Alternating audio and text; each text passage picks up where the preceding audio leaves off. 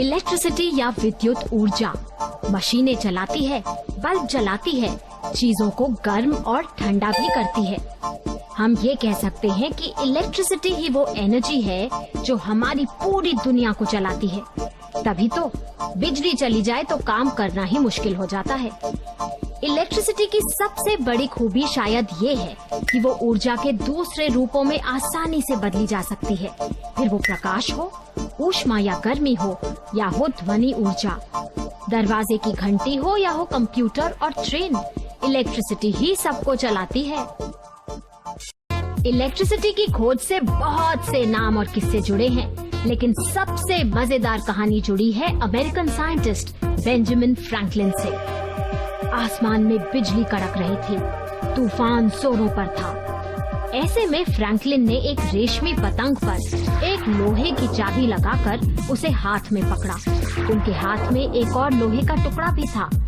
फिर पतंग को आसमान में ऊंचा उड़ाया। जब बिजली कड़की तो इलेक्ट्रिकल करंट चाबी से होता हुआ उनके हाथ तक पहुंचा। उन्होंने साबित कर दिया कि आसमान में चमकती बिजली भी इलेक्ट्रिसिटी ही थी। ये एक बड़ी खोज थी, लेकिन फ्रैंकलिन की जान भी जा सकती थी। जब इलेक्ट्रिसिटी नहीं होती हम कितना लॉस फील करते हैं। ऐसा लगता है मानो सारा काम थम गया हो। पर केटू, एक समय तो ऐसा था जब इलेक्ट्रिसिटी थी ही नहीं, तब क्या? लगता है आज का सवाल जुड़ा है इलेक्ट्रिसिटी मतलब बिजली से। शिवम, तुमने अपने बाल नहीं बनाया? बनाए तो हैं केटू। वैसे इसके बाल तो ऐसे ही हैं, यू नो। फिक्र मत करो, मैं हूँ ना, अभी ठीक कर देती। Wow Ketu, new hair style. Hair stylist Ketu. यहाँ गलत हो गई। केटू नहीं, स्टैटिक इलेक्ट्रिसिटी मतलब स्थिर विद्युत। कभी बाल खड़े कर देती है तो कभी हल्का सा झटका मार देती है। स्टैटिक इलेक्ट्रिसिटी या स्थिर विद्युत एक ऐसा इलेक्ट्रिकल चार्ज है जो एक ही जगह रहता है। हमारी टोली तैयार है स्थिर विद्युत से खेलने के लिए। हम जानते हैं कि कुछ चीजों के आपस में रगड़ने से मतलब घर्षण से स्टैटिक इलेक्ट्रिसिटी बनती है। अब तक तो चार्ज बन चुका होगा। स्टैटिक इलेक्ट्रिसिटी का चार्ज साबित भी हो गया। स्टैटिक इलेक्ट्रिसिटी ही तो थर्मोकॉल की इन हल्की बीड्स को आकर्षित कर रही है। एक साइंटिफिक फैक्ट, अगर हवा में नमी होती है, ह्यूमिडिटी, तो स्थिर विद्युत कम बनती है। जितनी ड्राई एयर उतनी अधिक स्टैटिक इलेक्ट्रिसिटी। स्टैटिक इलेक्ट्रिसिटी का ये चार्ज तब बनता है जब रगड़ने या टकराने से एक चीज के इलेक्ट्रॉन्स दूसरी चीज में चले जाते हैं। ये बन गया हमारा एटम का स्ट्रक्चर। ये देखो ध्यान से, ये जो दिख रहे हैं ये हैं 11 पॉजिटिव चार्ज वाले प्रोटॉन्स, और ये ऑरेंज वाले ये हैं 11 नेगेटिव चार्ज वाले इलेक्ट्रॉन्स, मतलब 11 प्रोटॉन्स और 11 इलेक्ट्रॉन्स। हमारे एटम का कोई चार्ज नहीं। और ये चूड़ी हमारा न्यूक्लियस है, और ये व्हाइट बीड्स हमारे न्यूट्रॉन्स। हाँ, लेकिन उनसे अभी हमारा कोई मतलब नहीं। न्यूट्रॉन तो न्यूट्रल होते हैं, इनका कोई चार्ज नहीं। अब देखो, ये प्रोटॉन्स तो अपने न्यूक्लियस में बंद हैं, लेकिन ये इलेक्ट्रॉन्स अपने अपने ऑर्बिट्स में घूमते रहते हैं। अब सोचो, अगर मैं इस बाहरी ऑर्बिट में से एक इलेक्ट्रॉन हटा लूं तो क्या होगा? प्रोटॉन्स का नंबर बढ़ जाएगा और इलेक्ट्रॉन कम हो जाएंगे, राइट? तो इसका असर क्या होगा? फिर तो हमारे एटम को पॉजिटिव चार्ज मिल जाएगा। केटू, लेकिन ये इलेक्ट्रॉन्स जाएंगे कहाँ? कौन लेके जाएगा इन्हें, और ये कैसे जाएंगे? ये मुझे दो, ये देखो ध्यान से। एटम का स्ट्रक्चर तो हम देख ही चुके हैं। इलेक्ट्रिसिटी का रिश्ता है इलेक्ट्रॉन्स से। इलेक्ट्रॉन्स जो नेगेटिव चार्ज वाले सब एटॉमिक पार्टिकल्स हैं। कुछ इलेक्ट्रॉन्स तो ऐसे होते हैं जो सिर्फ न्यूक्लियस के चारों तरफ घूमते रहते हैं, लेकिन कुछ इलेक्ट्रॉन्स जो बाहरी शेल्स में होते हैं आसानी से इधर से उधर उछल कूद कर सकते हैं। हमारे बालों के एटम्स कुछ ऐसे ही हैं। गुब्बारा जब बालों से रगड़ता है तो बालों के इलेक्ट्रॉन्स पहुंच जाते हैं गुब्बारे पर। अब बालों पर रह जाता है एक पॉजिटिव चार्ज, क्योंकि प्रोटॉन्स ज्यादा हैं, इलेक्ट्रॉन्स कम। लेकिन गुब्बारे को मिल गया है नेगेटिव चार्ज एक्स्ट्रा इलेक्ट्रॉन्स के कारण।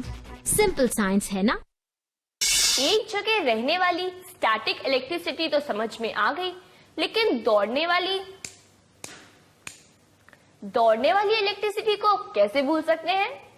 नहीं भूलते, पर इस इलेक्ट्रिसिटी को हम समझेंगे अपनी सूझबूझ और इन बुक्स की मदद से। क्या ख्याल है? बड़ा ही अच्छा ख्याल है। ख्याल तो अच्छा है, लेकिन इलेक्ट्रिसिटी खतरनाक। हम काम करेंगे 9 वोल्ट की एक बैटरी के साथ और बनाएंगे अपने लिए एक सर्किट। बैटरी को जोड़ा है तार से और तार को जोड़ते हैं दोनों तरफ से छिली एक लेड पेंसिल से। सर्किट में लगा है पुरानी टॉर्च का एक छोटा सा बल्ब। सर्किट पूरा तो बल्ब गया जल। ये इसलिए क्योंकि बैटरी से निकलकर इलेक्ट्रिकल करंट या विद्युत धारा तार से होती हुई बल्ब तक पहुंचती है और बल्ब को जला देती है। अब सर्किट में लगा देते हैं एक मेटालिक लूप। अगर सर्किट टूटेगा मतलब हमारा लूप तार को नहीं छुएगा, तो इलेक्ट्रिसिटी को रास्ता नहीं मिलेगा और वो बल्ब तक नहीं पहुंचेगी, बल्ब नहीं जलेगा। समझे? इस साधारण से सर्किट की एक एप्लीकेशन। घर में स्विचेस सर्किट को जोड़ने और तोड़ने का काम करते हैं। स्विच ऑन तो सर्किट पूरा, वरना नहीं। दीपिका, तुम बड़े होके कंडक्टर बनना चाहती थी ना? कंडक्टर? अरे तुम बचपन में यही तो कहा करती थी। बुद्धू, कंडक्टर नहीं डॉक्टर। तुम ही बन जाना कंडक्टर। इसमें बनने की क्या जरूरत है? मैं कंडक्टर हूँ, कंडक्टर था और कंडक्टर ही रहूंगा। हम बात कर रहे हैं इलेक्ट्रिकल एनर्जी की। एक ऐसी एनर्जी की जिसके बिना आज का युग चल ही नहीं पाता। और इस इलेक्ट्रिकल एनर्जी को चलने के लिए जिस चीज की जरूरत है वो है एक कंडक्टर। एक कंडक्टर जो आप हैं, मैं हूँ और ये भी है, मैं भी हूँ। तो पता लगाते हैं कौन नॉन कंडक्टर है और कौन कंडक्टर। भाई पता तो लगाना ही पड़ेगा। भाई इलेक्ट्रिसिटी के घर तक पहुँचने की बात है। कंडक्टर्स या चालक मतलब वो जो अपने में से बिजली के करंट को आसानी से बहने दे। साइंटिफिक भाषा में इनके एटम्स कुछ ऐसे हैं जिनके इलेक्ट्रॉन्स आसानी से इधर उधर भाग दौड़ कर सकते हैं। ज्यादातर मेटल्स और पानी भी बिजली के बढ़िया चालक हैं। इंसुलेटर्स या विद्युत रोधी इनसे बिल्कुल उल्टे हैं। ये बिजली को बहने से रोकते हैं। कांच, प्लास्टिक, रबर और सूखी लकड़ी इंसुलेटर्स हैं। इसीलिए बिजली के तारों को प्लास्टिक से ढका जाता है ताकि करंट न लगे। अपने सर्किट की मदद से हम आसानी से पता कर सकते हैं कि क्या कंडक्टर है और क्या इंसुलेटर। सर्किट में इंसुलेटर जोड़ने से बल्ब नहीं जलेगा, लेकिन कंडक्टर लगाने से जल उठेगा। एक और बात, इलेक्ट्रिकल करंट को बहने के लिए भी चाहिए बल्ब, और यही होता है वोल्ट। वोल्ट इलेक्ट्रिकल प्रेशर को नापने का यूनिट है। इसीलिए वोल्टेज कम या ज्यादा हो तो हो जाती है गड़बड़। नेचर का सबसे सुंदर पर डरावना एनर्जी डिस्प्ले क्या है? वैसे तो बहुत सारे हैं, लेकिन मैं जानता हूँ तुम किस चीज के बारे में बात कर रही हो। तड़ाक दुम दुम। आसमान में बादल घिरे हुए हैं, तार तार, लाइटनिंग एंड थंडर। तड़ाक दुम दुम। केटू, ये क्या है? मैंने सोचा तुम लोग बिजली की बात कर रहे हो, तो बिजली कैसे कड़कती है समझते हैं। चलो देखते हैं। मैंने एक बहुत इंटरेस्टिंग एक्सपेरिमेंट डिवाइस किया है। इसको इसके ऊपर ऐसे घुमाते हैं। ये प्लास्टिक की शीट है और ये स्टील, इससे चार्ज होगा। रुको। वाओ दीपिका, देखा ब्लू स्पार्क्स। लेकिन शैतानी नहीं, सिर्फ समझो। आप भी समझिए। आसमान में बिजली का कड़कना स्थिर विद्युत का एक और उदाहरण है। होता यूं है, बड़े बड़े काले बादलों के अंदर पानी की बूंदें और बर्फ के कण आपस में रगड़ते हैं, टकराते हैं। उनके इलेक्ट्रॉन्स ट्रांसफर होते हैं और स्टैटिक इलेक्ट्रिसिटी बनती है। अब पॉजिटिव चार्ज बादल के ऊपरी तरफ और नेगेटिव चार्ज नीचे की तरफ जमा हो जाते हैं। इधर पेड़ों के ऊपर भी पॉजिटिव चार्ज होता है।